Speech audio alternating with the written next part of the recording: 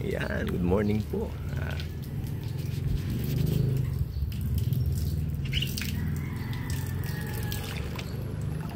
Ayan, so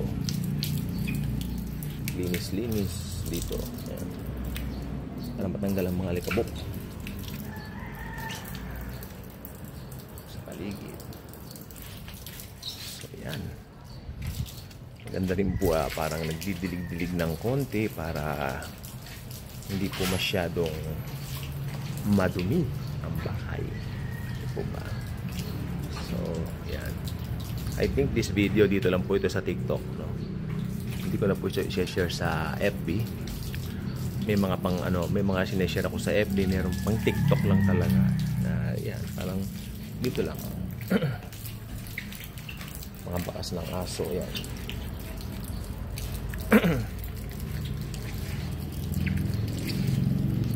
So, ginaganon ko na lang. Yeah. Para matanggal ang mga likabok. As you can see, sa labas. Meron pong gino-construct sa kapitbahay. So, yan. Mapresko naman po ang panahon ngayon. So, sa biyaya ng Lord. Thank you, Jesus, for that.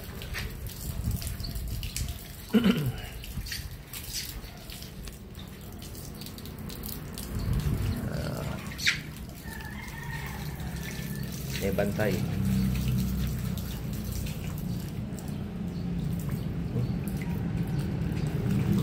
Hugasan ng paa dahil siyempre, maganda rin. Para na-press ko pati paa natin. Inubukon. Sabay ganun no? Wala lang. Turan lang. Wala lang magawa. TikTok lang tayo. So, maganda. Yung ganyan. Talagyan natin ng para matanggal. Tubig para matanggal ang natural kabuk. Ano pa? Ayan. Ganyan natin. The proper way. Ano ba the proper way yan? Ako lang yun. Nalaman ko lang yung masabi. Yes. Ayan, mga ganyan. So, yan. Ginagawang bahay sa kapitbahay. Kita nyo? Sa paligid.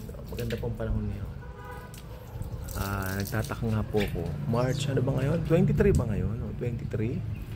March 23 na pero malamig pa rin. So talagang may pagbabago ang panahonan, no? Nakita niyo yung mukha ko, Tanggal yung balbas, So nagbabago ang panahon, di ba? Nagbabago na yung weather lang. Ganun pa man, presko. Okay lang yan. Kaysa naman yung last year ganito napakainit. So talagang nagkaroon tayo ng comparison na iba na ang panahon. Nasa Bible naman po yan sabi magbabago po ang lahat. Magbabago. Diba? So, yan.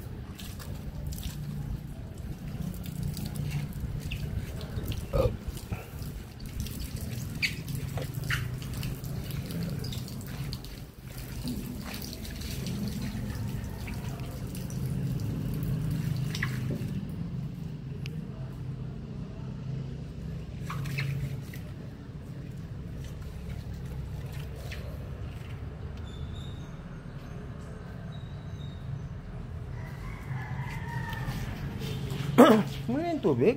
Parang wala. Tignan nyo, Ba't nawala? Hindi ka, ayun. Alam niyo ba kung ba't nawala? Ayun, tingnan nyo. So, anong gagawin? Ayusin.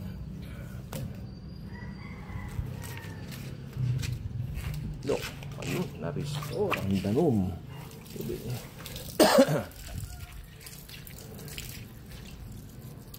Siya. Yan, para yung mga semento malinis.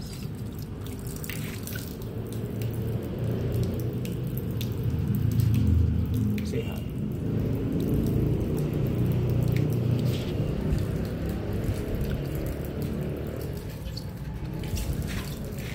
maraming alikabok eh. So, tingnan natin.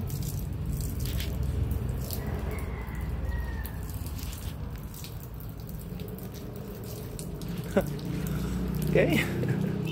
So for now.